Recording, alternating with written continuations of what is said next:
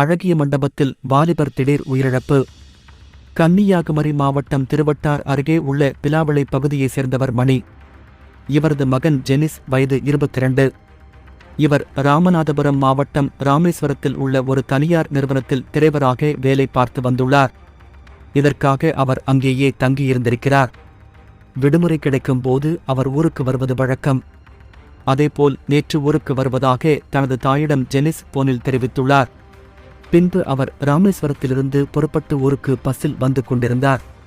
அப்போது அவர் இரவு அழகிய மண்டபம் பஸ் நிறுத்தத்தில் வந்து இறங்கிய போது திடீரென வாயில் நுரை தள்ளிய நிலையில் சுருண்டு விழுந்தார். உடனடியாக அவரை அந்த பகுதியில் நின்றவர்கள் மீட்டு தக்கலை அரசு மருத்துவமனையில் சேர்த்தனர். பின்பு அவர் மேல் சிகிச்சைக்காக ஆசாரிப்பள்ளம் அரசு மருத்துவமனையில் அனுமதிக்கப்பட்டார். ஆனால் அங்கு அவர் சிகிச்சை பலனின்றி பரிதாபமாக இறந்தார். வாலிபர் ஜெனிஸ் திடீரென இறந்திருப்பது அவரது குடும்பத்தினரை அதிர்ச்சியடைய செய்திருக்கிறது.